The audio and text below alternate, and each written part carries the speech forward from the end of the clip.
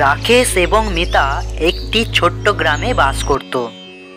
গ্রামটি ফসলের ক্ষেত এবং তালগাছের দ্বারা বেষ্টিত ছিল। গ্রামের একটি তালগাছ বিশেষভাবে বড় এবং প্রাচীন ছিল। এটি সম্পর্কে বলা হতো যে সেখানে এক ভূত বাস করত।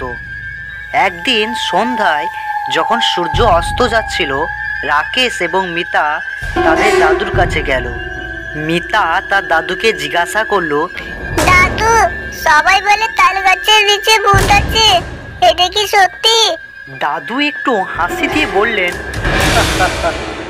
হ্যাঁ শিশুরা, এই গাছের অনেক পুরানো ইতিহাস আছে। অনেক বছর আগে এই গাছের নিচে একটা বৃদ্ধ বসবাস করতেন। তিনি গাছের দেখাশোনা করতেন এবং গ্রামের সুরক্ষার জন্য কাজ করতেন। আর যখন তিনি মারা যান, তার আত্মা গাছের সাথে মিলিত হয়।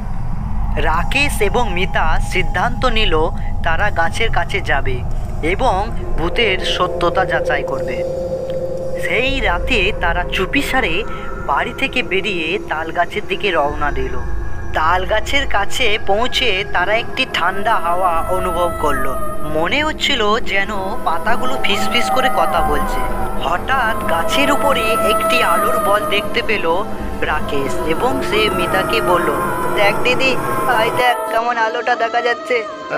রাকেশ ভয়ে কাঁপতে কাঁপতে বলল, কে কে কে ওখানে? আলোর বলটি ধীরে ধীরে মানবাকৃতির রূপ নিল।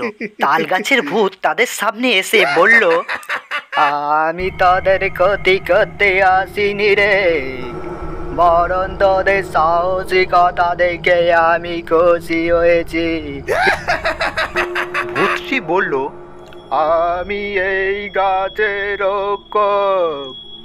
বহু বছর আগে আমি এই গাছের তলে বসবাস করতাম রে, এবং গ্রামের সুরক্ষার জন্য কাজ করতাম।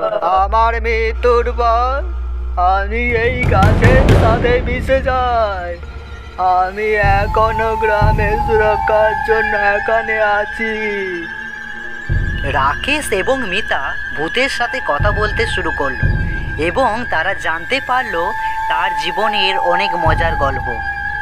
তারা সেই ভূত দাদুকে প্রতিশ্রুতি দিল যে তারা তার গোপনীয়তা রক্ষা করবে এবং গ্রামের সুরক্ষার জন্য তার সাথে কাজ করবে। তাদের দাদু যখন জানতে পারলো তারা তালগাছের ভূতের সাথে দেখা করেছে, তিনি বললেন, তোমরা যা দেখেছো সত্যি আমাদের গ্রামের সুরক্ষার প্রতীক। তাল গাছের ভূত আমাদের সকলের বন্ধু। গল্পের নৈতিকতা, সাহসিকতা এবং কৌতূহল প্রায় আমাদের নতুন বন্ধু এবং রক্ষকদের সাথে পরিচয় করিয়ে দেয়। কখনো কখনো যা আমরা ভয় পাই তা আমাদের রক্ষা করতে পারে এবং আমাদের সাথে বন্ধুত্ব করতে পারে। দেখা হচ্ছে পরের ভিডিওতে, ততক্ষণে টাটা, বাই বাই।